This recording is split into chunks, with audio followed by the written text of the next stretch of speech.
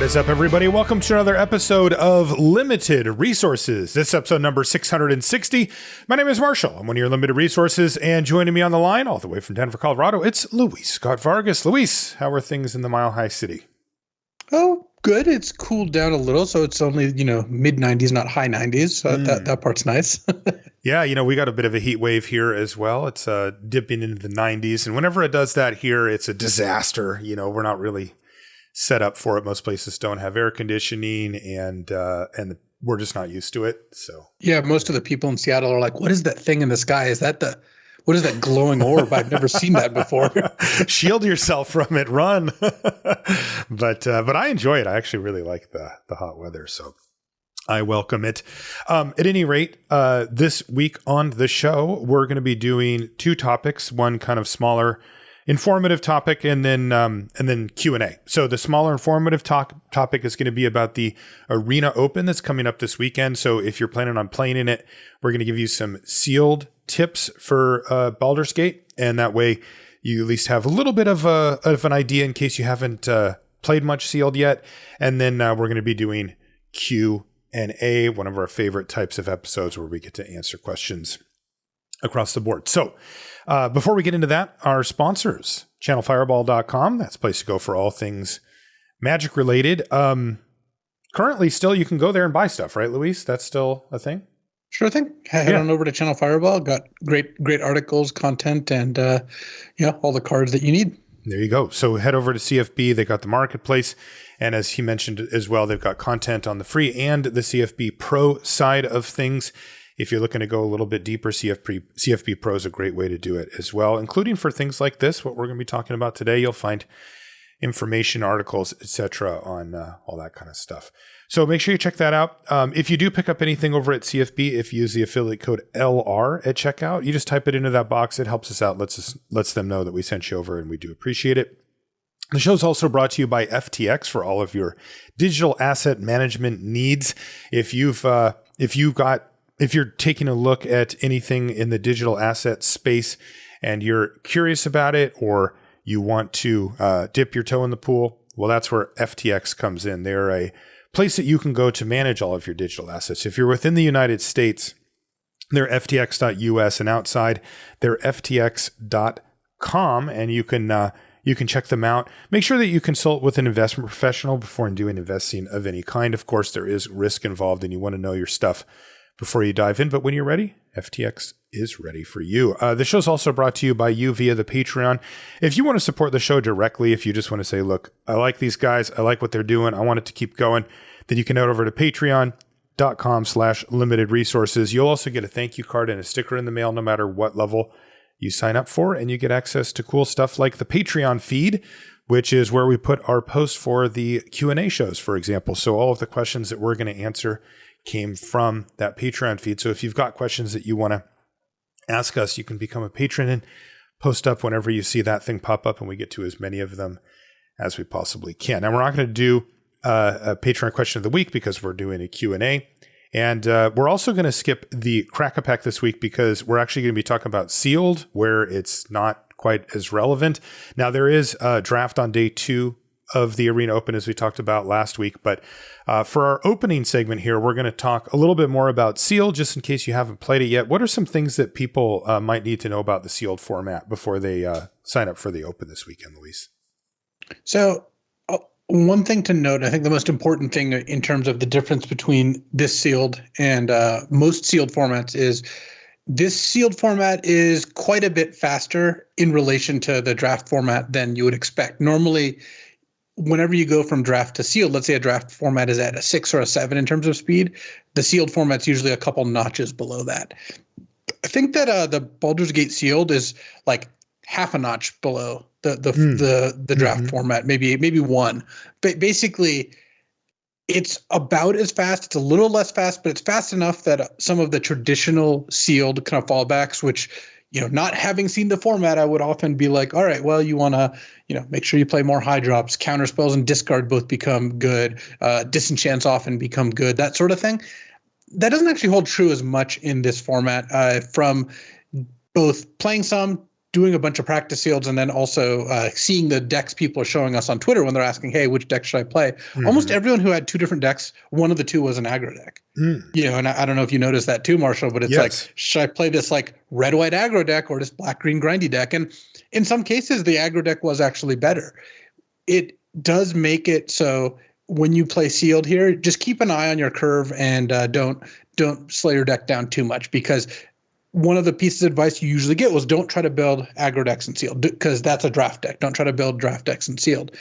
This format, if you get the right color pair, you can actually have enough 2-drops and 1-drops to really put together a good aggressive red-white deck or black-white deck. Those things are possible. So, and other colors too. Those are just some of the examples. White and red are the 2 most aggressive colors that you'll be featured here.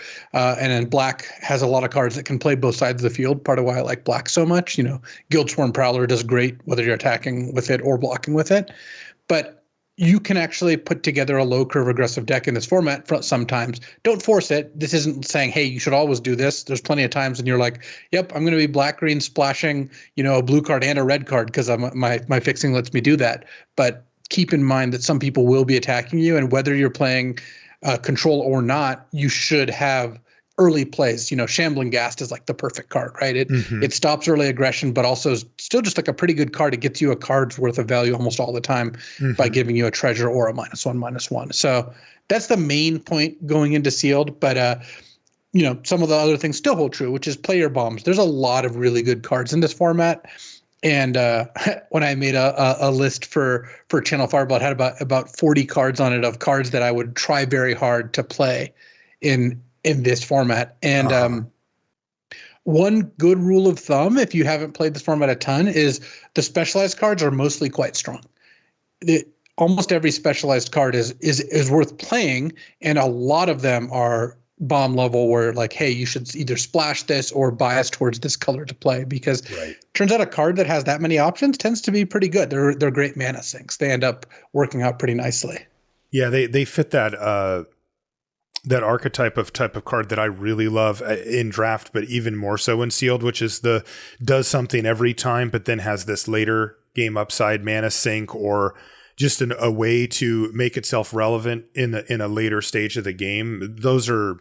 I prioritize those so highly in sealed, and anytime we've had a mechanic that led down that road, I'm always really keen to get as many of those into my sealed deck as possible. And these are like good versions of that too. You should try to minimize splashes. So what I mean by that is not don't splash, but there are some sealed formats where you're going to veer from 2-color decks to closer to 3-color decks, right? Where you're like, well, I'm blue, green, red. I'm not really fully playing all 3 colors exactly equally, but the red splash is pretty big. It's like 5 cards because there's fixing. You've got, whatever dual lands. You can spend some time fixing your mana. Well, again, going back to the speed of the format, I think that you don't want to spend too much time futzing around with your mana. Like, look, Prophetic Prism's a good card. It's going to let you cast cards of 3 colors pretty reliably. Right. What you don't want to be doing in this format is casting Prophetic Prism on turn 2. A lot of the times, I don't think that's going to work out well for you. And as a result, I've tried to keep my splashes to like 1 to 3 cards that are really high impact. Okay. Just because there's enough good cards in this format that I haven't found so far when I've been building that I need to splash removal that often. Like I'm not like if I play, black red and I'm splashing Lae'zel, right? Maybe the best card in the set. I don't know. That's the specialized like 3/6 double striker. Mm-hmm. But when I'm splashing Lae'zel in my red black deck, I'm not also trying to splash Minimus Containment or any like white removal or anything, or like Blessed Hippogriff medium type white cards.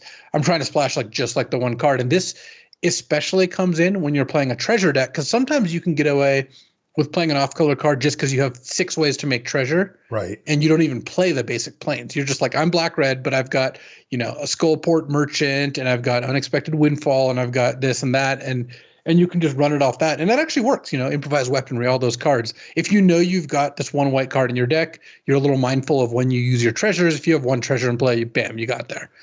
That doesn't work when you have 3 white cards in your deck. Like it really doesn't. So Just keep that in mind.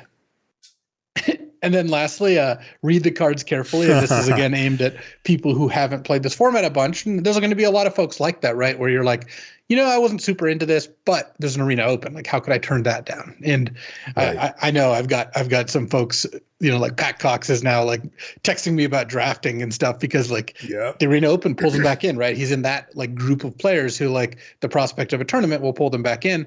If you haven't played this format, just make sure you know what your opponent's cards do, or your cards as well, because there's a lot of text. I know it's not great, like that part of it, but you do need to know what these cards do. And the fact that there's shortcuts for specialized, like them being a lot of very frequently repeated text, it doesn't mean that you can get away with not reading one of them, because one of the sides might make you lose life and you weren't expecting that, or one of the sides might give flying and you weren't expecting that. So just, it's a good idea to make sure you know what your opponent's cards do if you're looking to give yourself the best chance to win.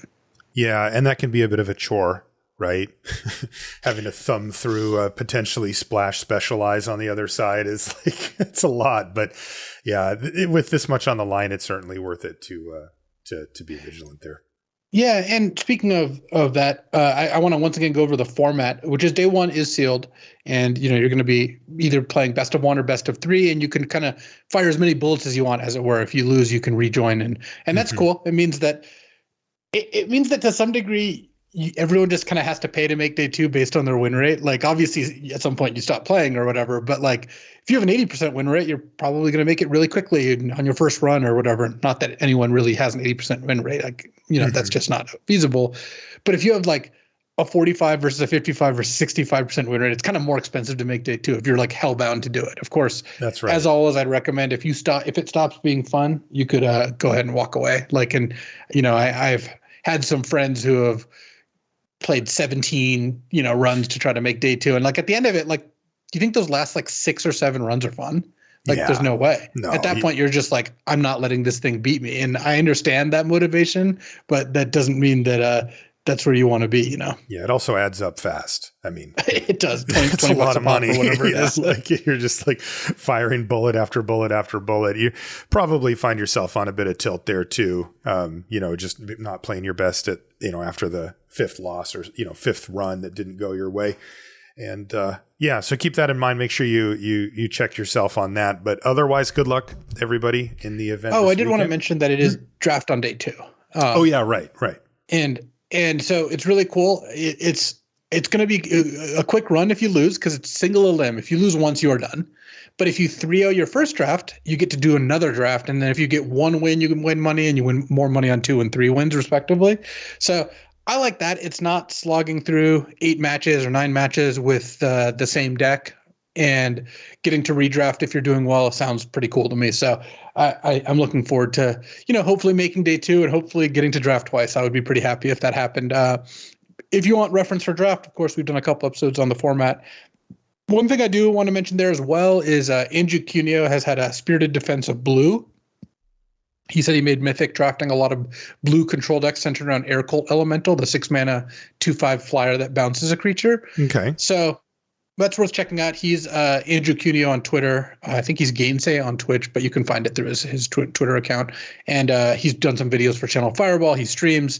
So, or you could just ask him questions. Like, I'm sure he would be happy to answer. So he's one who has some success there, and that's been a little different than most people's experience. So I wanted to point it out. Yeah. Hey, I mean, if you can find a way to make blue work in the format, then you kind of have it all to yourself. A lot of drafts. So certainly worth noting.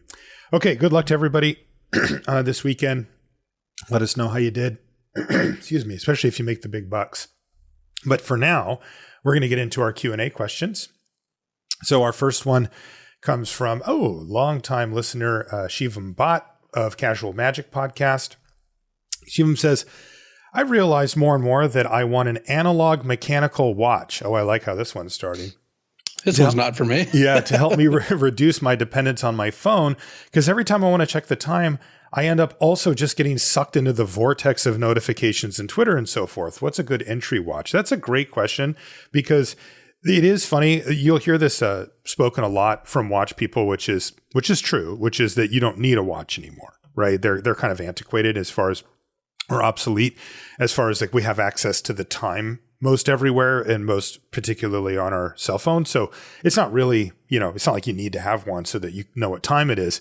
There's other reasons to have it, but it's kind of interesting because that's actually become a feature over time where like if you have an Apple Watch or if you have a cell phone of any type, this happens to a lot of people. You pick up your phone to check the time and then, I got an email and, what's going on Twitter? And next thing you know, you're just doing that spinning thing. And same thing with like an Apple Watch. It has a ton of functionality, really great for fitness stuff and health stuff, but also it buzzes on your wrist every time you get a text or a thing. And it can really feel like you get kind of sucked back in. So there's quite a few people that are looking for mechanical watches as sort of a simplified way to check the time without getting sucked in, just like Shivim is here. So you're definitely not alone on that. Great entry level watch. Usually we talk about watch brands, right, to start off with, and kind of the one that most watch people really recommend highly is Seiko. They make a really good watch. They actually make one. They make all the way from kind of the lowest end stuff all the way up to really expensive watches. I mean, they make a watch that's like $50,000. And they have a special kind of studio thing that they use called Grand Seiko for that. And even one within that they do. So they have kind of a full range of stuff, but even their lower entry level stuff is quite good. It really tends to hold up well. It's very well made. And you get a lot of bang for your buck out of that. So that's where I would look first. If you can find something that kind of suits your style, Seiko's a really good place to start. Next one comes from Francisco, who says, "Hey, Marshall and Luis, huge fan of the show since I started playing Magic back in late 2020. Wow, a grizzled veteran is Francisco. Thanks, y'all. I've leveled up in many ways, but I'm having trouble transferring certain skills optimally to paper drafts at my LGS. Oh, interesting. Do you have any advice for players who primarily play and or learned on Arena for gameplay that's special to paper, like keeping track of picks during the draft, remembering triggers? I understand that anything worth being good at takes time, but any tips would be very much appreciated. Franco." Thanks, Franco. Wow. That has to be a big thing right now, right? As we're starting to see the competitive stuff spin back up around RCQs, and then late this year, early next year, we'll start to see the PT come back and people will be out at shops, playing competitively where, if you're playing more casually, right? If you're playing Commander or something, somebody will probably be like, yeah, it's fine. You forgot your trigger or whatever. But, when you're playing competitively for prizes, like you got to remember all that stuff. And if you learn on Arena, you've had it really easy. I mean, Arena makes it super easy to do all that stuff. It's one of the benefits of Arena. Anything pop out to you, Luis, about how you would approach it? I mean, can you imagine if you have been playing for over 2 years now, but you'd only played on Arena, and then somebody hands you a deck of cards to shuffle? It'd be hard. Yeah, it's a bit of an adjustment. I've gone through this myself. In fact, I'm kind of going to when I go back, whatever the first live tournament I play at. The only live Magic I played in the last now 2.5 years has been like cube drafts here and there with our friends. Mm-hmm. So I think there's a couple things. The big one is you're probably used to Arena or Magic Online, but if you've only played digital, never paper, that probably means Arena. You're used to the program doing a lot of the bookkeeping for you, remembering a lot of your triggers. So you need to start to kind of get in the mindset of remembering these things. And sometimes, for upkeep triggers, if you have them, put a die or something on top of your deck. So before you draw, you see it and remember. That's legal to do. The other thing is to just give yourself some time and don't beat yourself up. You're going to miss some of this stuff. There's going to be an adjustment period. And, if you've got an event you particularly care about doing well at, let's say you're playing an RCQ, don't have that be your first time playing paper Magic. Just play with some of your friends, get together some decks and play against each other so you're mechanically comfortable. I remember there was one Pro Tour. It was the Hardened Scales Pro Tour in London, the Pro Tour where I played Hardened Scales. That wasn't the Pro Tour wasn't dominated by it. No, we did pretty well with it. But I remember I had only played it online, and I was like, hey, but the day before the PT, after I decided I was going to play the deck, I think I grabbed Matt and asked, and I'm like, hey, I just need to play a couple hours of this deck in paper, so I mechanically know how this deck works, like just with moving the cards around and paying attention to the right stuff. So yeah, it's an adjustment. I can definitely speak to it, and really just practice is the main answer. There's not really a hack or anything, again, besides just trying to, do your best to pick up on the stuff you're missing, and just focus on that before you start getting into trying to like read your opponents or any of that nonsense. Yeah. The advice I would give would be twofold. One is to not be in a rush, right? So just make sure that you're taking your time and that you're not especially being rushed by your opponent. Sometimes their pace of play, or even sometimes the words that come out of their mouth can encourage you to play a lot faster than you would normally. You do, of course, have to play at a speed that will allow the match to conclude within the allotted time. So you have to keep that in mind. You can't just take forever. But I've definitely seen newer players just rushing through stuff for no reason. Like, this is an important moment, or, you're just sort of blasting through. So I would definitely keep that in mind. And then the other thing is that if you can build some type of framework for the pace of a turn, right? The rhythm of it, I think that can help a lot. A lot of times you'll see people miss stuff when it's an exception, when it's something that doesn't normally happen, because they're just bulldozing through every other part of the turn no matter what. There's no thought process or pauses or stops or consideration given to anything other than just doing the thing that I usually do. And that's a lot of the time. Perfect example is the one that Luis brought up, where you can like place a die on top of your deck if you have an upkeep trigger, because most turns you don't. So when they say go, you go, sweet, untap and draw your card, because you can't wait to see what you've got coming up. But you're not really thinking, right? There's no like thought process to that. It's sort of muscle memory, and like you're kind of rushing to get to that card because you want to see what you drew, and maybe if you're going to win the game, or if you found the way to get back in it or whatever. And then putting the die on there makes you go, wait a minute, why is this? Oh, right, I have a thing I need to do. Well, you can expand that out to others where you untap your cards and you just take a beat and go, okay, I'm in my upkeep. Nothing's going on. All right, I'm going to draw my card, rather than just blasting through every single phase, every single everything. The other thing that I would recommend is really studying up on combat and how it works, because Arena makes it very easy. It doesn't allow you to do things that are out of timing or against the rules, but you absolutely can in real life. And there's a good chance that your opponent will either allow you to because it's beneficial to them, or because they don't know either. And there's a very specific sequence that comes with combat, and you need to know it. You absolutely have to know it.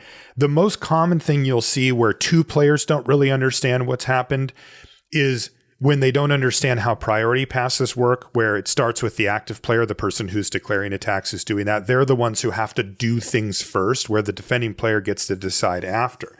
And what you'll often see is one of the players will, do something like, okay, here's blocks. So like person goes, okay, I want to go to attacks. Okay, they declare these attackers. Okay, those are attackers. And then what you'd hope to see is the other person say, can I go to blocks? Or the person say, can I go to blocks? So what they're really doing is they're saying, I'm passing priority. Do you have anything you want to do in the declare attacker step? The other person says, yeah, we can go to blocks. Okay, go ahead. So they set up the blocks, but what you'll sometimes see is the person who's blocking then goes, and then before damage, I'm going to use this combat trick on my creature, right? And they actually can't do that there. They don't have priority yet until the other player looks at the blocks, make sure that the cards are arranged. Remember, any double blocks, that active player gets to order them, etc. And then says, okay, I'm going to pass priority, or I'm done, or do you have anything, or whatever. So it signifies to the other person that now is when they want to use that combat trick, or they're allowed to. Where sometimes people just jump in there and do it, and it's to their disadvantage. They may not have all the info. The other player may need to use the combat trick first, in which case you can respond to it or use a different spell. And this type of stuff happens all the time. So that's the other thing that I would focus on, because you're going to be correcting your opponent on that a good amount as well if you're not used to this stuff. Because Arena technically shows you that stuff, but it just sort of handles it all. And I bet you it would be really easy to come away from an Arena career not really understanding how that works in real life. So a couple of things to focus on for you there, Franco, and good luck with your tournaments. Timotei says, hi, Marshall. Hi, Luis. I recently built my first cube, and it's an unstable cube. I wanted to ask you, what is your take on silver bordered sets? There is Unfinity coming up soon. So are you going to draft it? All the best from Poland. Again, Wild Snakes or hashtag MTG Dads from my basement say hi. Always happy to hear each new episode of LR. Thanks for everything you do, Tim. Thanks, Tim. I remember we gave them a shout out a few shows ago. That's pretty cool. Luis, do you have any unstable cards in your guys' cube? We had who, what, when, where, why. It's like a 6-way split card or whatever for a while. We still have Blast from the Past in there. That one's a fun one.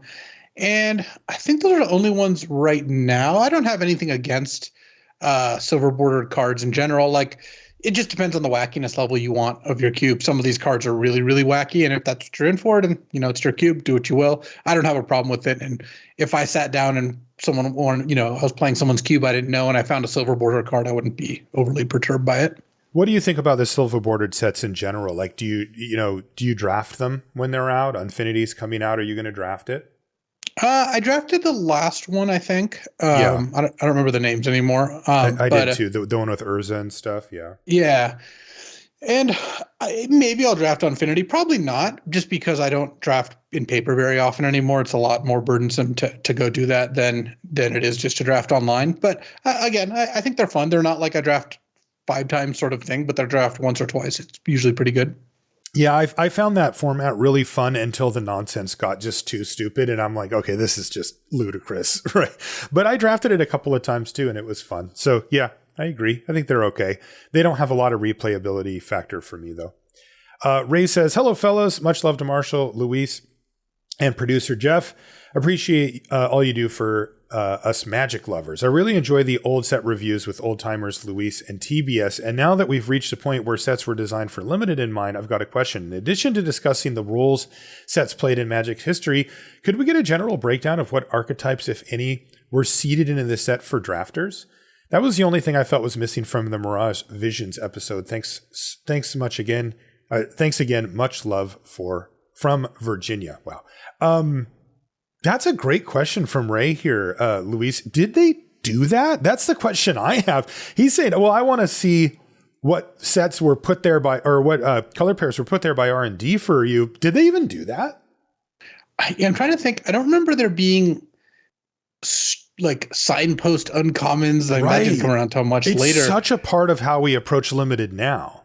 So I think what ended up happening there, and this is one that TBS would have been good with. He drafted much more Mirage than I did. I basically drafted it when it was flashbacks on Magic Online was my main, exposure to it. But you end up where the themes of the colors, like naturally, the ones that naturally fit with other colors make sense. Like blue-white flyers has been an archetype in almost every single set ever printed in Magic because blue and white both have flyers.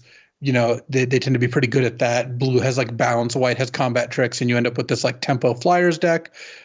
Same with like blue black often being like a control deck, red green being ramp, and I think some of that held true in Mirage. I would be surprised if those natural color pairs weren't there, but I don't know how strongly they pushed on those things. I feel like they just let it happen, right? Yeah. It's interesting because I think you can look at a very big picture view of Magic now. And you can see how much more on rails it is. It creates a better environment for players who don't play as often, but it's a much less interesting one for hardcore kind of lifers or longtime players. I think a good example would be Limited, right? It's so on rails that we've made it the first thing we talk about on our set reviews are signpost uncommons, because those are such a strong indicator of what Wizards of the Coast has lined up for us to draft that's kind of our discovery period. It's like, all right, well, this has +1/+1 counters, so we know that those are going to matter. And, 9 out of 10 times that's true. Another really good example of this is Commander, right? Where Commander was this format where when it was made, there were no cards designed specifically for Commander or even multiplayer. And many times, there were some cards for multiplayer that existed, but for the most part, you needed to dig stuff up out of the old dusty boxes of cards at the local card store in your closet or whatever to find stuff that was kind of long forgotten and that didn't really see play because it was too expensive or too big or too weird of an effect for competitive formats. And people really like that. Now it's like, I'd really like a commander that cares about both +1/+1 counters and life gain. And like, here you go. There's your legend.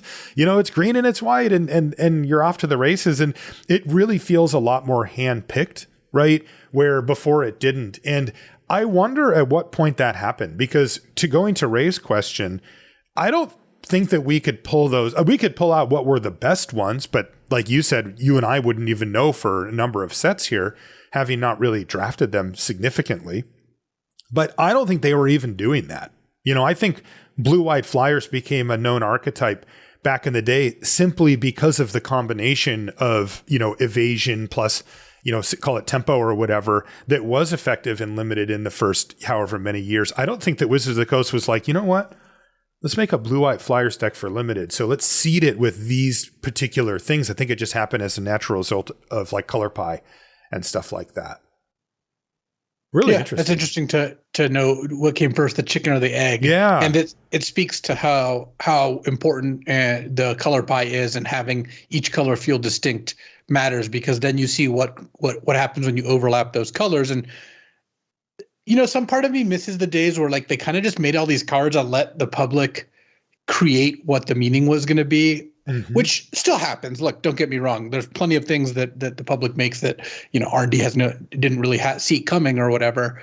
But it's a little bit more known. Like everything's more known now, both inside and outside the company. So now a lot of the sets we get obviously are a little bit more designed towards specific goals, which I think is overall good. But some part of me misses the like, oh wow, like they put these two cards in the same set and they do this, or look at this archetype that And that was a lot. It felt a lot more organic than it does when things are a lot more laid out. But yeah, I suspect it makes more sense to be in this world. It is just kind of fun thinking about the kind of the old days, and that's I think part of why Commander is such a big draw. That you can do so many weird things in Commander that it feels more you. Your Commander deck feels so much more you than playing. Yeah. A constructed deck or what have you. Right. Totally. Yeah. I think maybe an interesting, well, I guess I'll call it a signpost for this would be when Signpost Uncommons really came out. Right. And we'll have to look it up because I don't actually know off the top of my head. It might have been like M10-ish or somewhere around, the revisions of the core set there, but we'll take a look. I'm actually really curious about this now because it is such a like no brainer for us, but it wasn't always the case like that.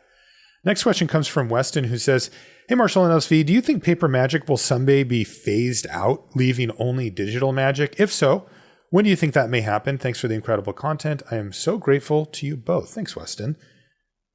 Well, let's not go too far into the future. Someday, all probably things will be phased out, right? But if we're talking about, foreseeables, call it the 10 to 15 year plan, no, I don't think that it will be phased out. I think paper Magic is something very special to a lot of people who really love it, and it continues to be attractive to new audiences. It's not this, I don't believe that it's the type of thing that's just on this like, downhill slide where it's like, if you used to play in the 90s and 2000s or whatever, then that was fine. But nowadays, nobody's picking up new Magic cards. I don't think that's the case. I would expect to see paper Magic stay around for actually quite a while.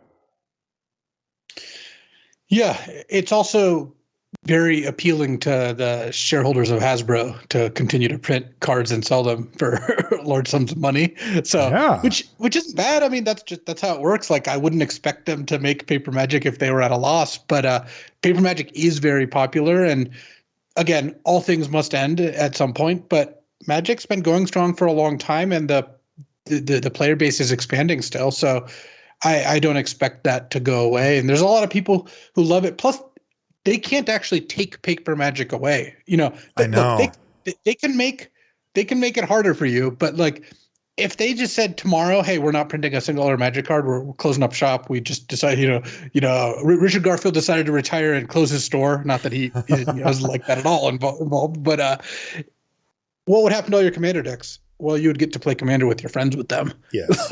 Yes. And there's 20,000 cards to pick from or whatever still.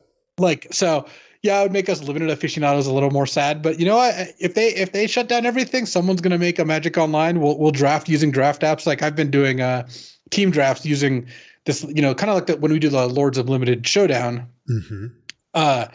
We just draft on there and then build the decks on Magic Online and play each other. So you can draft whatever format you want, right? You can draft Invasion if you want. You can draft someone's cube, whatever. And that, that's the sort of thing that'll continue. So yeah, I'm not worried about paper Magic going away. At some point, the cards will be a little harder to recognize when, they're all secret layered up and, and they don't look like magic cards anymore. But that's a whole different topic. That's a different thing. Yeah. Yeah. Weston, I actually think it's going the opposite direction. I think it's getting more popular. So there you go.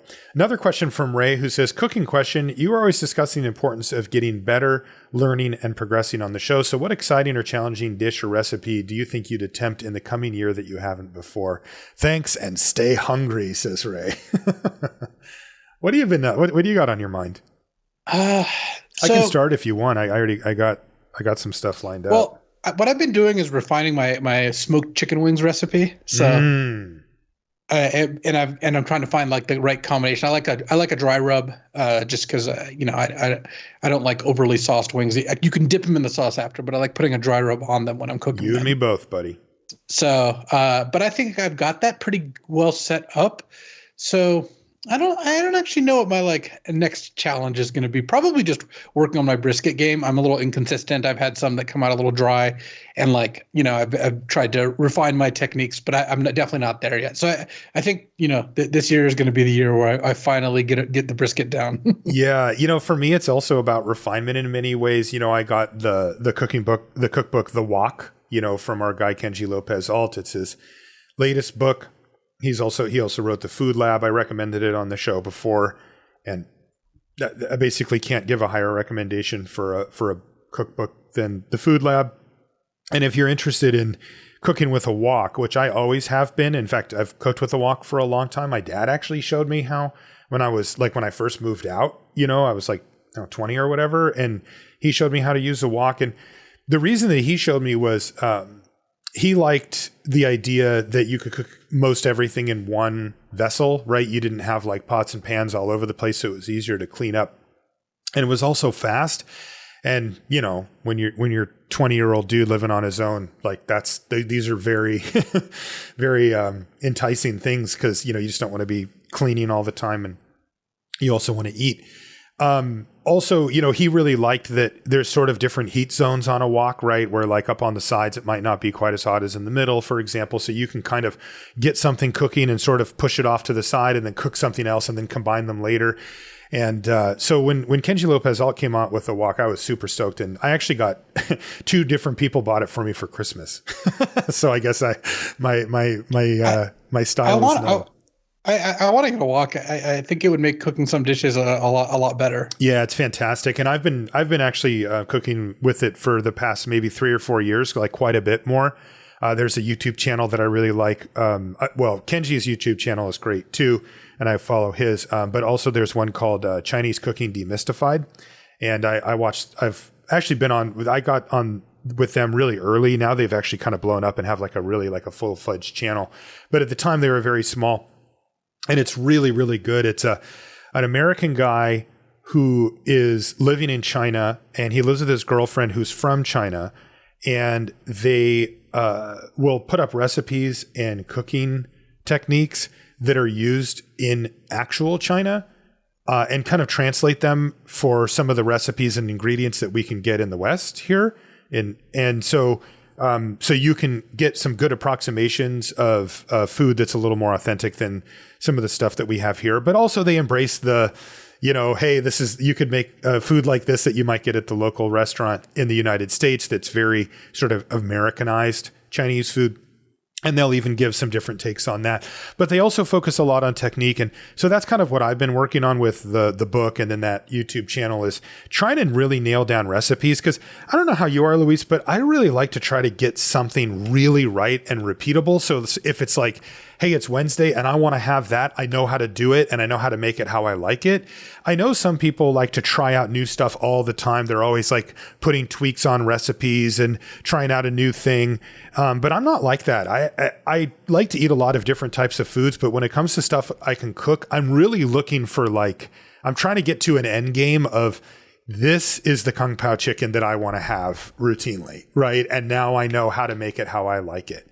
And so that's kind of where I've been looking, Ray. Are you like that too, Luis? I'm curious. You mentioned that with the brisket, it kind of sounds like that. When I get on a recipe, I usually try to cook it enough times to where I can feel I can add it to the wheelhouse. Yeah, exactly. And then because my process, I'll start by looking up a recipe, and I'll usually browse a couple recipes to try to find one that fits what I'm looking for.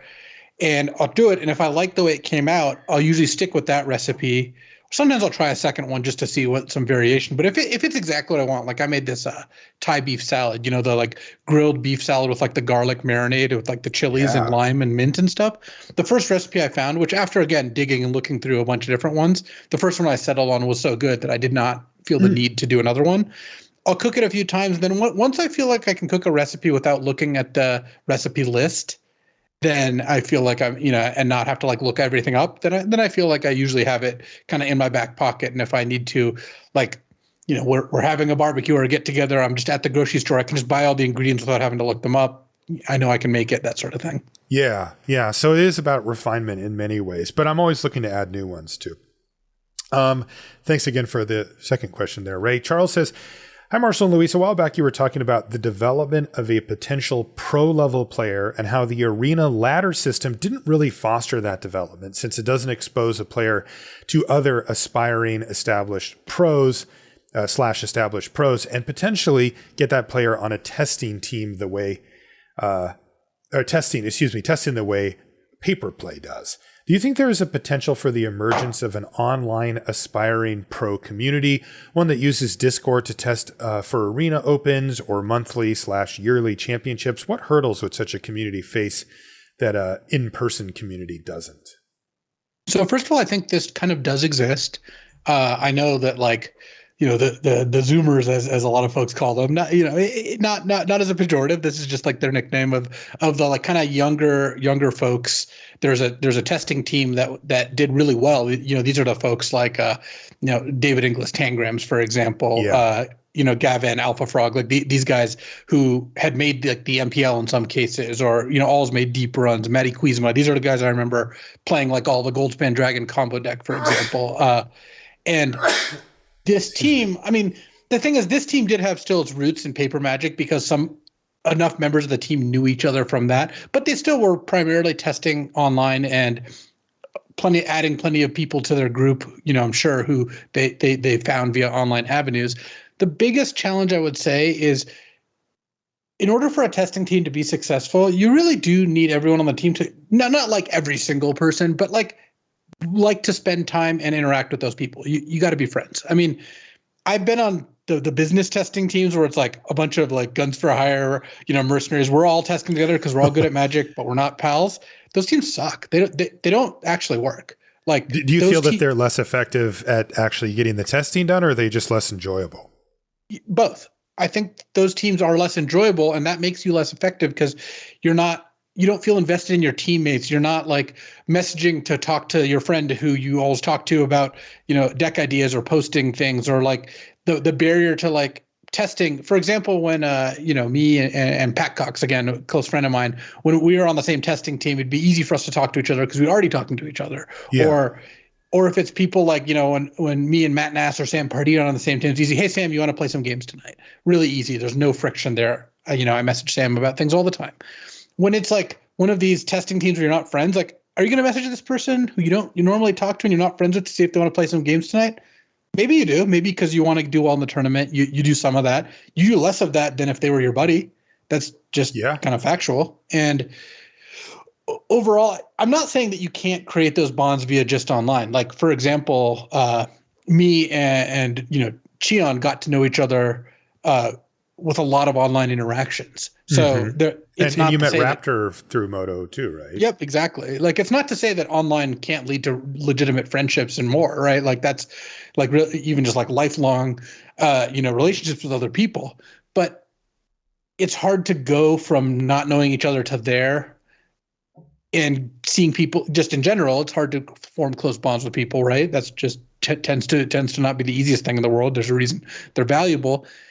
And doing that without like a live tournament, like the value of a Grand Prix or Pro Tour where your whole team is there, it can't be understated. Like, Team CFB got so close to one another because we would spend 2 weeks living in the same house. And that's not really going to happen much anymore for anyone, really, because that's just not how tournaments are going to be these days. But I bet you could find a close team. Like, here's a good example. You remember the whole Among Us thing, right? That happened over quarantine. And I know you've watched probably more Among Us than almost anyone. And we got pretty close with the other people we were playing, even some people we had never met before, right? Like, Phalop, Phil, he's like a magic art dealer actually, but I got to know him through Among Us. And then when he had like an art meetup here in Denver, I got to see him and hang out with him. Oh, that's cool.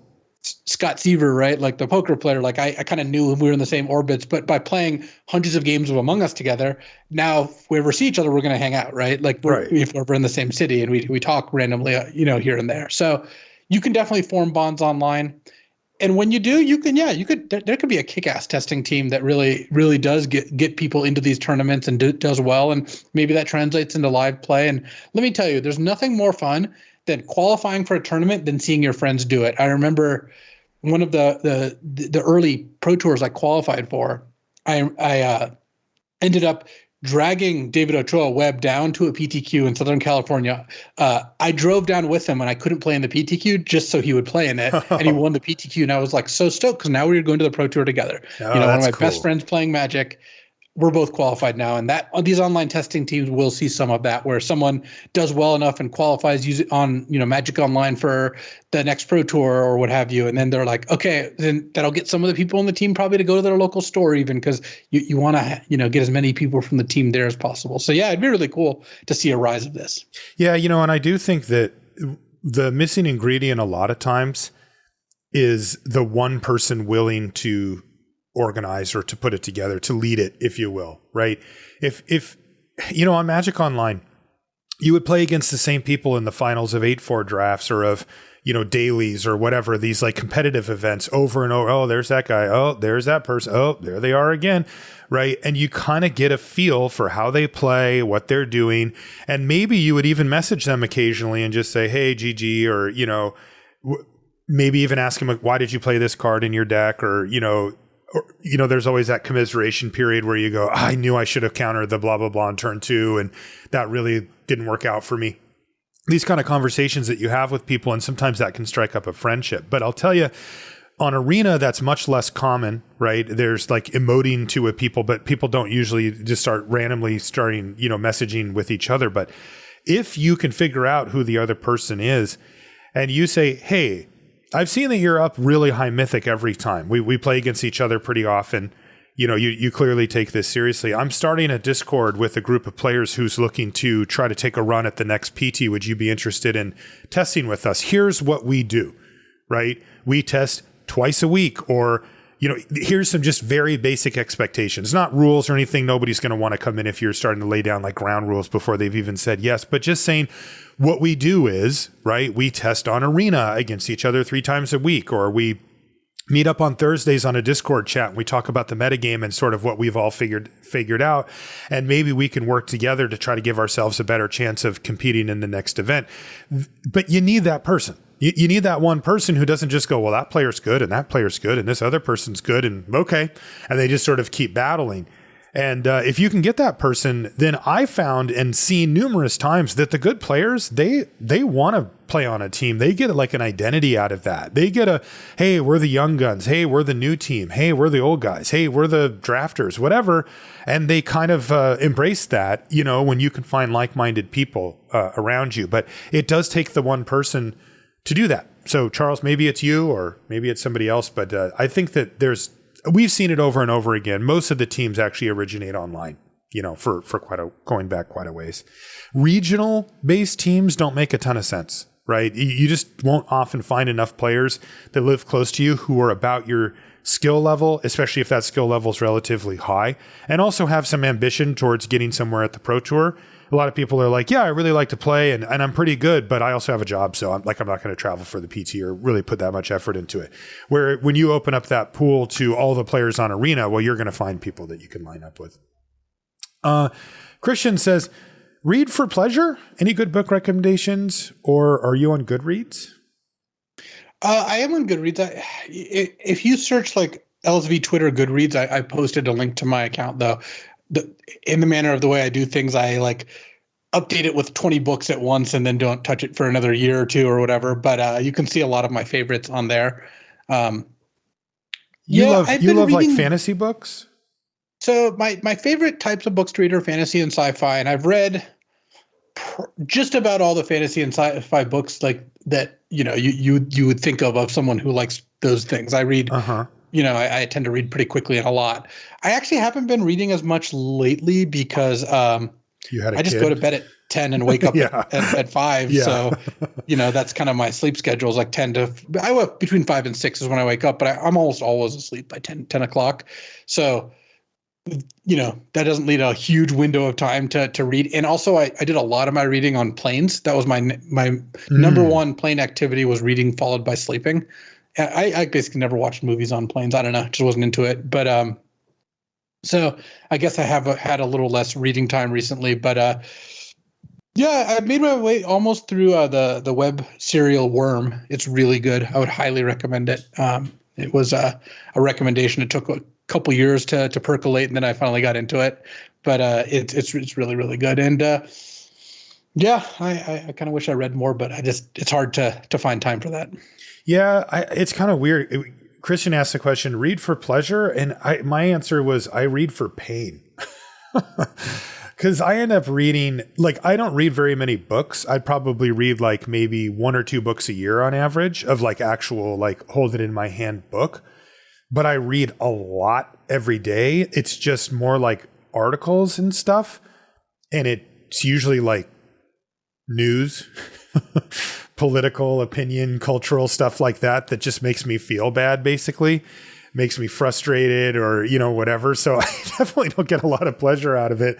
But I've always struggled with reading. I feel like I have to read slow or I can't process it all. And I get distracted really easy. So like, I'll have that stupid thing where I read like 3/4 of a paragraph and get to the end and go, I didn't actually process any of that. Like, I have no idea what actually happened. I read all the words in my brain, like I recited them, but I wasn't like actually processing it, and I have to go back. And I have to do that over and over and over again. And so it kind of discourages me from picking up books to read them, because it just can be such a slog for me to get through them. But like podcasts, anything conversational, I can recall every instance of it, even if I'm doing something else at the same time. I don't know why. I have tried audiobooks as well. And I had the same problem that I did with the regular books, where like I would space out for a few minutes and go, wait, what? And I'd have to like skip back a little bit and try to find where I was, because I feel that for whatever reason, when I'm reading a book, I really have to pay close attention to it so that I can keep up on the story. Especially good writers tend to write pretty densely, right? Like, you don't want to miss a lot of sentences. Like, there's not a lot of fluff from like a good writer. So that's tough. But when I do pick up books, I've read, stuff by like Michael Pollan, who's written a lot about food, right? Eating and food and that kind of stuff. I've read like 3 of his books. The book that I have, I guess I'm technically reading it. I've read about 2/3 of it, and I haven't picked it up in probably a month or something, is a book about ancient Rome by Mary Beard. She's kind of the goat, one of the goats of Roman history stuff. So I don't know. I kind of get into random topics like that, and I'll pick them up and read them. But I definitely don't read for pleasure. I guess I never really have. I don't know. Next question comes from Andrew, who says, "Hey, Marshall and Luis, I have a cube question. If they were to remove the Power 9 from the latest MTGO cube, or if you unpowered your vintage cube, Luis, would other cards or archetypes need to change significantly for balance? Said differently, in cube, does a Power 9 make certain archetypes better or directly enable archetypes, or does it just speed up every strategy similarly?" Good question. Well, the main archetype that takes a big hit is like the artifact one. So yeah. If the difference between, for example, Legacy and Vintage Cube is, well, Tinker's gone because that's banned in Legacy, but cards like Urza Saga and Grim Monolith and Urza, Phyrexian Revoke, Emery, and these cards get worse because with Moxes are such a big power boost to them. But past that, I mean, Storm doesn't exist without power. Legacy cubes typically don't support Storm because Storm is good because sometimes you get a Black Lotus, or I mean, even then it's not even the best thing you could probably be drafting. That's like the part of the charm. But without Lotus and Moxes and Time Walk and Ancestral, like trying to put together a broken Storm deck is really, really difficult. So overall, if you say wanted to like copy a Vintage Cube list and just take out the power, the cube would mostly function with the exception of again, like I would probably trim all the storm, like Past in Flames, Yawgmoth's Will type stuff as well. Yeah, and then take a look at the artifacts deck to make sure it's still okay, because you can definitely still have it if you have signets and some other mana rocks, but it does take a hit. That could be fine though. Like sometimes that deck is overpowered in certain people's cubes anyway. Sometimes if you get a Tolarian Academy, it's just kind of over. But so just keep an eye on that, but definitely the storm stuff.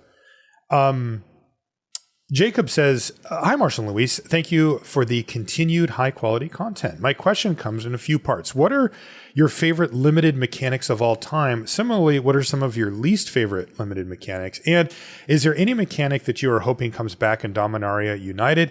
Thanks, guys, and can't wait to hear your answers. Well, you're going to get them right now, Jacob. Favorite limited mechanic of all time or mechanics of all time, Luis? I mean, Flashback is an amazing mechanic. I really like cart and all the ones in that vein, because I mean, first of all, who doesn't like a 2-for-1, but also just getting to play games where you just have that little extra bit of gas. Like, normally in a normal format, it's like turn 9, you played your last card, but in a flashback format, sometimes you have 1 or 2 flashback spells, and that's really the difference between draw, go, I did nothing versus, okay, I'm going to flash this, this Moan of the Unhallowed back and get 2 zombies. So I do tend to like mechanics like that. Exert was one of my least favorite mechanics. This is the Almanquette. When you attack, you can basically tap your thing down for an extra turn, but in exchange, it gets a huge bonus or gets flying or makes a thing can't block. It didn't have to be this way, but it turned out all the Exert cards were super, super aggressively pushed to the point where like you could never block in that format. Yeah. There's like Exert things can't block, Exert you gain flying, Exert my 3 drops a 5/4, and that led to less interactive games, so I wasn't a big fan of that. But in general, I would say I like resource mechanics and dislike mechanics that like reduce the amount of decisions in game, like things like hexproof and unblockable, like just not like the Innistrad games where your opponent goes turn 2 Invisible Stalker, turn 3 Butcher's Cleaver were like among the worst games of the format, because if you didn't answer it, you were straight up dead. You could never win, and if you did answer it, I mean sometimes you'd have a game after that, but it's really hard to answer it. Yeah. My favorite mechanics are the same type that Louise said, where they're good early, good late. And I think if I had to pick one, it might be Morph, which went from a mechanic that I didn't understand and kind of didn't like to one that I thought, oh, wow, this is one where they went off the deep end, but it really worked out. And the reasons that I love Morph are because it has that aspect to it where you can do something in the earlier part of the game, or you can do something late, or you can just cast the thing. And that to me leads to a lot of variation in how games play out. And that's what I like. I like games that play out differently. That's part of the reason that I like limited. Most limited decks are one-ofs. They're singleton, right? Maybe you have a couple cards that you've got a couple copies of, but by percentage, a individual card in your deck isn't very much, right? It's just like 1 out of 40 cards, where, if you look at Constructed, it's actually, even though they have 60 cards, it's much more condensed in that they have 4 out of 60. And that makes it more repeatable. That means that the games play out more similarly to each other. And this is one thing that I think that Commander got very right. 100-card singleton does not play out similarly unless you really want it to. And that's awesome. That's a huge feature of the format. And it's one of the things that I love about Limited. And when it comes to Morph, it's similar. It's like there's a whole lot of different ways. You can play it as a Morph and then flip it later. You can just straight up play it out of your hand. But here's the wrinkle. If you play it as a Morph, it's a face down 2/2 creature, but they don't know which one it is. And so that leads to all different types of cool decision making that you have to make about what could this one be, once you know the format, what could this be? How could this affect the game? Does the person have the mana to do the thing I'm really scared of or the thing I'm only kind of scared of, and that kind of stuff. And that to me leads to a lot of depth.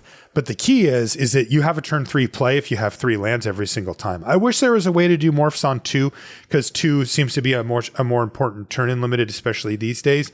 But at any rate, so that's why I like that. When it comes to things that I don't, one other one that I really love, I've always loved it, is Exalted. That's always been one of my favorite Limited mechanics, and I don't really know why. Normally, I don't go for the combat based ones, like Luis mentioned, Exert, stuff like that, I'm like, whatever. But for whatever reason, Exalted, I always thought played super, super well whenever they've used it. And I really, really like it. I was kind of bummed when the red, white, semi-Exalted deck didn't work last set. But at any rate, that's another one that I love. One that I don't like is anything that makes the game down to a single question. And the number one is hexproof that Luis mentioned as well, where it's like, do you have an answer or not? And if you don't, then this game is going to continue along the exact same path.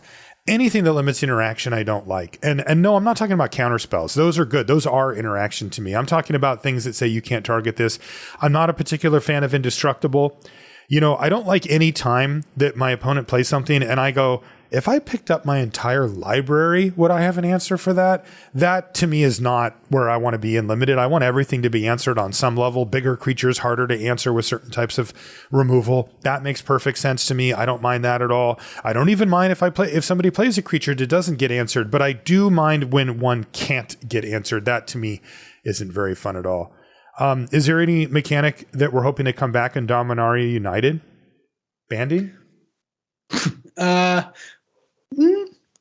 don't think anything in particular. I mean, I'm game for whatever. I don't mind new stuff. I don't really think about things that way. You know, when someone's like, "What are you expecting in this set?" I'm like, "Nothing." What are you hoping for?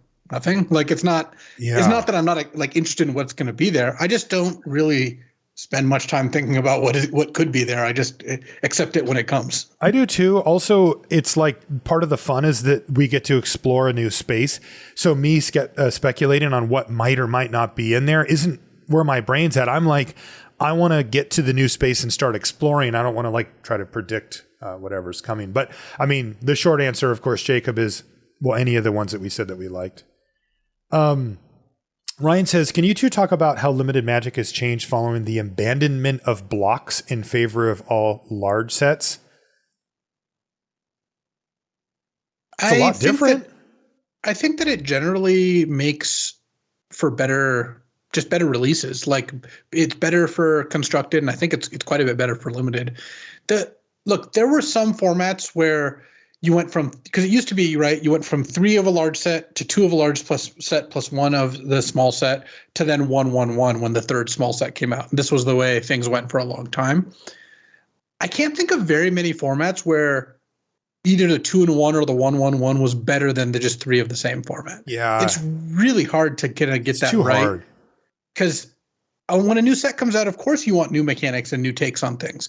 Well, does that mean that now you have 3 packs, 1 pack each, that are trying to support mechanics in each individual set? That's just not going to come through very often. And as a result, I think limited just got better when it was just the default is 3 of the same set. Sometimes, and then when the next set comes out, it's 3 of that set. I think that is actually the cleanest when it comes for drafts. So I'm a big fan of that change. Yeah, I remember when they mentioned that when they said announced first, hey, we're not going to be doing this anymore. I remember talking about it on the podcast where it was like, my favorite sets are always triple. And then my second favorites are big, big, small. And then my least favorites are big, small, small. It was like every single time it just got worse. I don't see how it's really an approachable problem from R&D to really solve. It also has an incredible load on the player because you have to like know a whole bunch more cards now. And that actually isn't really great, especially for the third set where you're only going to be drafting it for a little while. So yeah, I think this is a much better way to do it. And I'm glad that they haven't looked back on that. Next one comes from Noel, who says, do you ever suffer from optimization fatigue? Oh boy, this is a good question. I find myself trying to min-max everything from the path I mow my lawn to gold farming on Arena. The problem is I'm usually optimizing for one thing to make the calculation manageable, like time or gold or money, at the expense of harder to calculate concepts like fun. Any tips on how to frame or think about your time spent so it isn't focused on a single dimension? Good God. Luis, is this the best question we've ever got? Really good question. Incredible. Really good. So I'm one of the people who, in a different version of me falls for this trap. This version of me doesn't. Because I think part of it is I've seen what happens to people who do go too far down this road. And my biggest advice, I guess, would be, is to kind of just make sure you're valuing your time. The most common variable set to 0 is the value of your time when people do stuff like this. And what that means isn't, I think, that, whenever I'm doing something, I think of how many dollars per hour it's costing me because I'm doing it, or that I need to get my day rate at all times. Marshall's like that, but not me. Oh, yeah. But what I mean is, have a good idea of what you value your time as, and then compare that to what the activity you'd be doing to try to figure out, is this worth it? So for example, an extreme example is I knew someone who, instead of not wanting to spend money on a cab, decided to walk, 15 miles. Well, that's fine. You can do that if you've got the time, and it's a pretty good exercise. So that's not bad value. But if you have if you're able to value your time at any like amount that's double digits per hour, like, that wasn't a good deal, right? Mm-hmm. We're talking about like a $20 cab versus 6 hours of your time or 7 hours of your time. So, that's one way to just make that comparison. And again, I'm not advocating that you should always pay people to do things, or that you have the money to do that, or that you could always be working. Though I guess in our case, we kind of could always be working. Like, that's one of the good and bad things about what we do, is like, we could always be on the clock if we so chose. If Marshall wanted to, go home, well, you're home right now, but if you wanted to go home and, make a couple extra bucks, to treat yourself to a nice dinner, you could fire up the stream, and you would get a little equity. You could spend a little more time on the podcast, maybe make it a little bit better, whatever. But overall, I think that you should try to figure out what the things you value are. And if you enjoy the game of like, let's optimize my arena gold, and you're worried and you're not factoring in your time, because I think probably like doing quests is probably, if you compared it to your hourly while working, probably not a good idea to do quests, probably a good idea to bust out the credit card when you want to draft, right? Mm-hmm. But some people find an innate satisfaction in, I'm playing arena without spending money, or I'm min-maxing this. So the biggest thing is, if you find yourself min-maxing something and you're not liking it, just really examine it. Like, if you enjoy trying to figure out the best path to mow the lawn, and you enjoy mowing lawn, or at least you find it tolerable, makes a lot of sense to do that. If you're hating everything about it, maybe look into getting someone to mow the lawn for you if you can afford that, and your time, by your judgment, is worth more than that. There's a lot of ways to save time. They don't all cost money, but a lot of them do, unfortunately. There's a famous quote, this like, no amount of money ever bought a second of time. And it's like, no, that's just not true. Yeah, like, you can free up your time for sure. But overall, just make sure you're not optimizing for the wrong things. Because I know people, it's the saying is penny wise, pound foolish. People hell bent on saving, $6 on something by spending an hour looking for the best deal would have been better off just buying the thing to start out with and not spending that hour, especially if that hour wasn't something you innately enjoyed. And for me, things I don't enjoy optimizing, I tend to try to minimize the amount of time I spend on them. And then things I do enjoy optimizing, sure, I'll spend time on that because I like it. It's a lot of fun. Yeah, I think there's two big picture things to consider here, Noel. The first one is that over the course of most people's lives,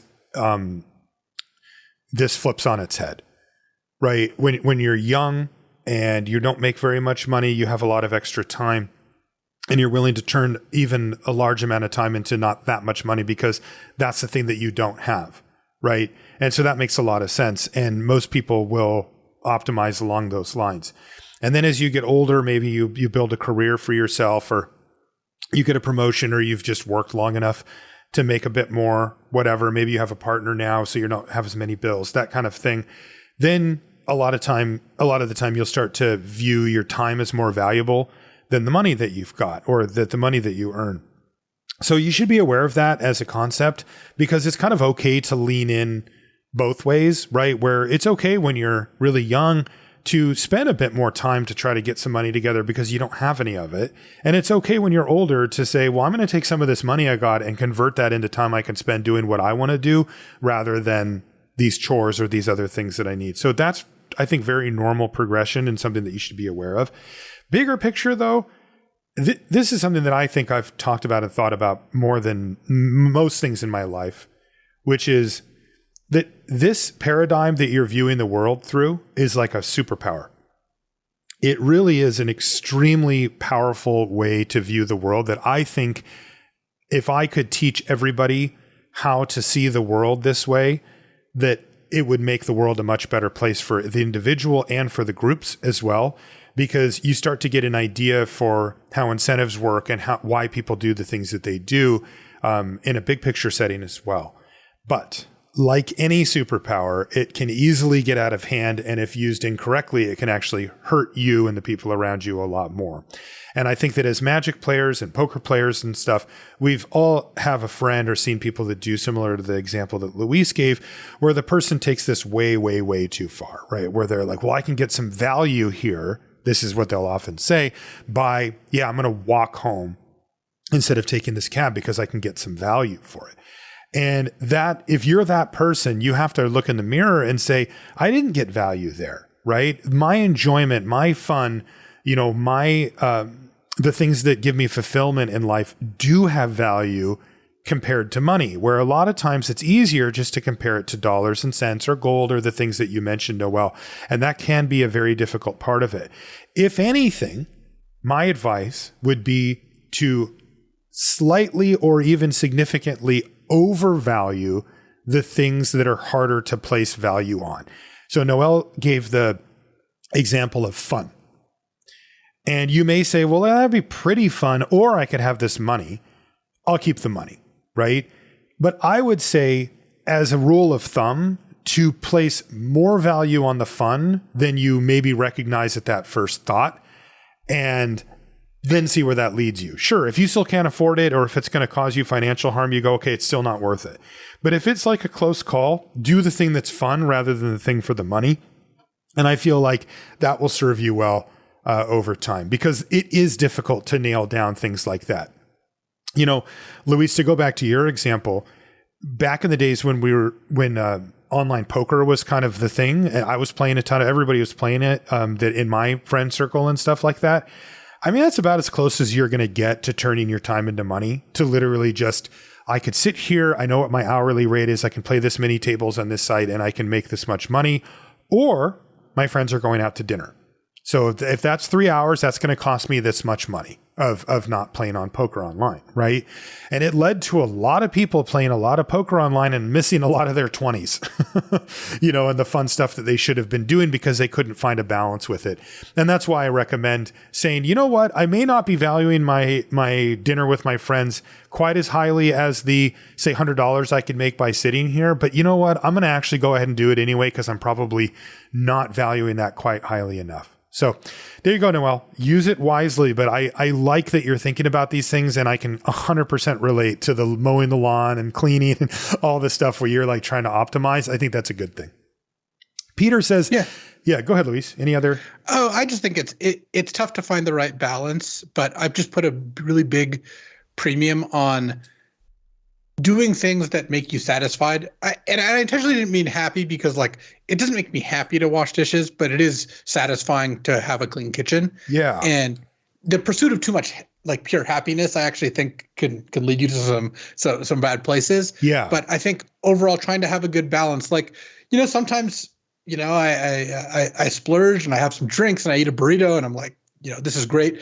Can't do that every day, as I have unfortunately learned. And you do need to kind of have some balance. But when it comes to dictating, this goes back to my obsession with the subconscious. When it comes to dictating how you spend your time, I think just letting your kind of yourself be the gauge of am I enjoying this? Is it worth it? Is this a satisfying way to spend my time? And I think if you look at things through that lens, you might make some changes. Yeah. I think we could do literally an entire other podcast about this topic, not magic related at all, and do a full series of it. It's such an important part of my life. And because I also had this happen relatively later in life, where started playing poker pretty seriously when I was 26 or 25 or 27 or somewhere in that range. I can't remember exactly. But before that, I did not see the world through this lens at all. I just was not exposed to this level of gaming, right? Of optimization, of economical view of things, right? I didn't see the world that way. And it took poker and then eventually Magic to kind of shift me over. But I feel like I haven't looked back. Like I feel like it's been probably one of the best things that's happened to me is the ability to do this. But I've also recognized that you can take it too far.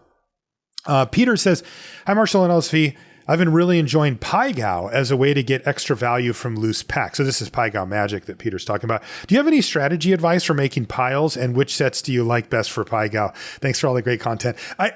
Just the fact that this is the next question, Luis, is just too good because PyGao Magic is meant to be just screwing around, and it's a way to play a quick limited game that doesn't require really much thought when you've got extra packs basically, but not enough people to draft. And of course, Peter's gaming the heck out of it here and saying, how do I optimize for beating my opponent? But you know what? I do the same thing, Peter. So whatever. My advice, and this is not based on any, I actually don't know what the optimal strategy is. So I just had to guess and go with instinct. But my instinct is that when I make my piles, I am willing to have one of them be a guaranteed loss, basically. I'm willing to have one pile just be completely scrapped to give myself a good chance for the other 3 piles or whatever. What's your strategy, Luis? Yeah, I usually have a dump pile as well. Yeah. Where you end up, basically conceding that one, but making it so all the other 3 have a very good chance to win. Yeah. Obviously, if you have a good enough pack, you don't have to do that, but you usually do. I mean, you just face this decision where you could make all of them viable winners, but not likely winners. And I feel like that's probably a good way to just lose. So yeah, don't be afraid to have a real dumper of a pack, Peter, but beyond that, the other ones will be good. Spudvatter says, can you give some general advice on how to draft a build-around deck without creating a glass cannon that falls apart when you don't see your card? So it's a little tricky because there's some build-arounds that are so narrow, but maybe presumably powerful enough to be worth it, that when you don't draw the card, you are in trouble. So but there's plenty of build-arounds that are like, hey, you need a lot of creatures in this deck, or, just make sure you have a lot of creatures that cost 2 and 3 mana or what have you.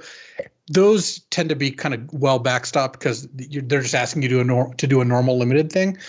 I think the best ways you can kind of fight this is, one, if you're all in on a build around, go all in. Don't mess around with stuff that's not part of your plan if you can avoid it, and try to find ways to draw cards or to tutor. Like when one of the first really, really cool build around decks was the Dampen Thoughts deck in Champions of Kamigawa. And this is a 1 and a blue instant. It mills your opponent for 4, but it has splice onto arcane, which means when you played an arcane spell, which was tons of the spells in this format just had the subtype arcane, you could pay 2, splice on Dampen Thoughts. It mills them for 4, but you get to keep the Dampen Thoughts in your hand. Mm-hmm. Now, I remember when this deck broke at a GP, like this testing team had figured it out. They kind of rolled the GP because people did not know this was a thing. That's great. These decks were all in. They had no way to win besides Dampen Thoughts. Their deck was full of fogs and bounce spells and just card draw and all sorts of ridiculous arcane spells. But they were also playing things like Eerie Procession, which is like 2 and a blue tutor for an arcane spell. Like they were just making it so the optimal deck had like 2 Dampen Thoughts and an Eerie Procession, so that you weren't ever stuck, or rarely were you stuck without a Dampen Thought. So if you have ways to tutor, that can definitely help. The other thing you can do is just have a kind of pocket of build around stuff where you've got your build around card and your 3 to 4 cards that work with that card, but the rest of your deck is kind of normal, and it's more like you're assembling kind of a 2-card combo. And hopefully these cards do something by themselves. But even if they don't, sometimes it's powerful enough that it's fine. In Cube, for example, the classic like blue-red control deck that has 1 Through the Breach, 1 Emrakul, and just trying to stall out the game and draw cards, then assemble these 2. I wouldn't call that deck a glass cannon, for example. Right. So there are things you can do to kind of protect yourself from this, but that is always the dilemma you face, which is, I want this build around to be good, but if the better I make the build around, the worse my deck is when I don't have the build around. That typically does kind of follow that curve. Yeah, I found that the very best build arounds are the ones that support a main theme or mechanic in a color pair, but that it's fine anyway, right? Like a good example would be like Drakehaven, which rewarded you for cycling, but cycling is fine anyway, right? It was part of the set anyway. So those are the ones that are really, really good. And I'll be honest with you, if I'm playing one that isn't supported in that way, where like my deck basically sucks unless I draw it, I will still do it because that's really fun and I love trying to make those things work. But I'm already adjusting my expectations at the beginning of the draft, where it's like, if this doesn't really pan out, I wouldn't be shocked, right? Where, for the other types, like the ones that I just mentioned, where they're actually fully supported, where basically you have a fully functional deck, even if you pull that out, but it just turbos it if you happen to draw it. Those ones I have high expectations for. Like, I expect, those to do well. Let's take one more question here. We've got actually quite a few more, but we'll save them. Maybe we'll do another Q&A soon. And we've got a bit of a dark period here coming up, and I love doing these shows, right? So maybe we can pepper in a couple of these. This one comes from AE Funk, who says, "Hey, Marcel and Luis, do you guys do much chaos drafting? Any general heuristics you apply when doing so? Given the randomness of the card pool, do you have any tips on how you discern the open color or archetype? Do you value certain things like fixing or removal higher than the average draft, or are you more focused on just a good curve with like cabsy stuff? Thanks as always for everything you do for the community. Limited Magic wouldn't be what it is without you." Thanks, Alex. We do appreciate that. He runs a draft league down in LA as well, so shout out to them. I don't do too much chaos drafting. I have done a fair bit in my day. But I find a couple of things that happen when I chaos draft.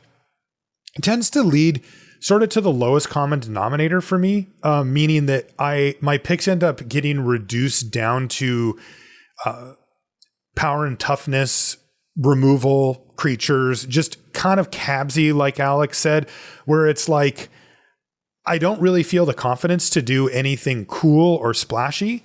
Because, good example. Let's, looking back at our last question, you open a sweet build around card. We'll throw that in the bin, right? That's not going to do anything because you're going to open packs from all different sets. It's not going to be supported unless the thing it's building around is like a color pair or something. And that's not how it works. It's more specific. I take a card like Drakehaven. Hey, whenever I cycle, there's no more cycling cards in all the other packs. So that's just garbage, right? And it's the same thing with a lot of the types of things that you see that care about others. Tribal gets hurt really badly in this because, again, it's all your elves get +1/+1, and you can open 4 packs in a row that literally don't have an elf in it, right? Because the other packs just don't support that tribe. So, that really, to me, strips away a lot of the cool, interesting stuff and kind of leaves you with just a lot of bread and butter magic. And I know some people really like that. Brian Wong, he used to host the show. He loved that stuff because he was so good at like really distilling it down to just the very fundamentals of Magic. And he really enjoyed that part of it. And while I don't mind it, it's still Magic. It's fun. It just feels like there's 4 or 5 cards every pack that you could just rip up because they just don't do anything anymore. And I don't like that. Like I want to have a full range of things to choose from. And I don't find that I really get that from Chaos. So I tend to... I'll do it, but I'm kind of like, yeah, sure. I'd almost rather just draft any, regular three pack set, over it though. Yeah, I've drafted quite a few chaos drafts or drafts in that space. Like you said, build arounds aren't good. Generically powerful cards aren't good. Overall, you're going to face less cohesive decks, especially aggro decks. So cards that not only stand on their own, but are pretty good in the mid to late game tend to be pretty strong. Your 6 mana flyers are exactly where you want to start. And overall, one of the things I don't like about Chaos Draft is that you kind of have to disregard a lot of the set mechanics. Yeah. And that it kind of takes away some of the drafting part, but it's fun to combine kind of random, old cards together and all that. Okay. Well, why don't we call it there, Luis? But like I said, what I'll do is I'm going to grab all the questions that we didn't get to yet, and then I'll paste those into our show notes so that we can address them maybe next show, or if we do a Q&A like in just a couple of shows or something, then we'll have them. So those are there now.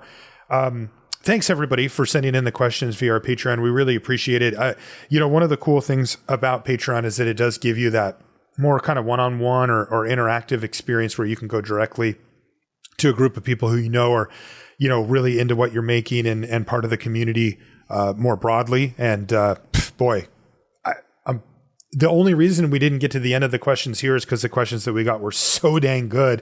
And part of the thing that we love to do on this show is to go deep on a question, right? Like we like it that it can be like a mini topic for us and not just a like, yeah, I like that too. Next question.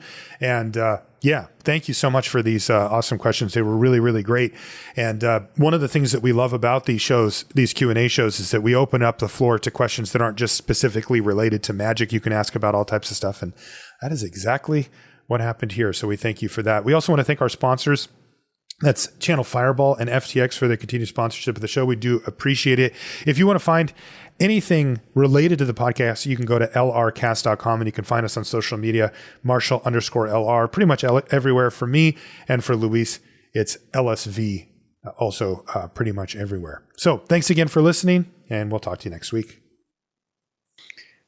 So I came across a story of a good way to get revenge on someone who had minorly wronged you. Is the exact amount of petty that I like. And I got to relate it because it's really good. So, yeah, this person was in the drive-through line at McDonald's, and the person behind them started honking at them and yelling at them for not going faster. Well, that doesn't make any sense. I'm not sitting in a drive-through line for my own amusement, right? Like whoever was sitting there was doing it because that's just how long it was taking. So what they did, and this is genius, is they got to the window and they said, actually, I want to pay for the woman behind me her food as well, right? To be generous. So they paid and gave her the receipt. And then when you go to the next window, she used that receipt to take the person's food because she had paid for it and just drove off with both of their food. Oh, that's brutal. And so I was not only struck by how ingenious this was, it also kind of reminded me, like, I don't know why cars are such a trigger, but when you put someone in a car, it's like it kind of ratchets up the asshole meter by at least 5 notches. It does. Yeah. Do you think that putting somebody in a car ratchets it up higher or lower than being online? I think higher. It might be.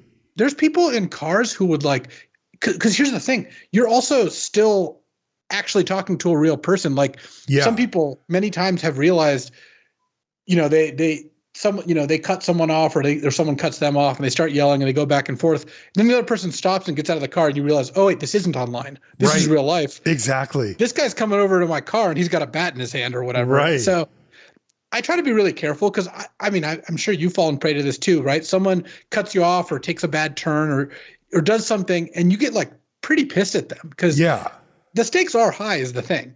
Getting hit by a car really sucks, right? It does. It can range from annoying to lethal. And so when someone's inconsiderate or, clumsy with a car, it really means a lot. So of course, that's part of the reason I think people get worked up. But the reason I like this story is it was someone getting punished for being a jerk, but not like massively punished. In fact, they probably got to complain to McDonald's and get their food for free at that point or something, Yeah. But it was a good way. And that's like exactly where you want to be.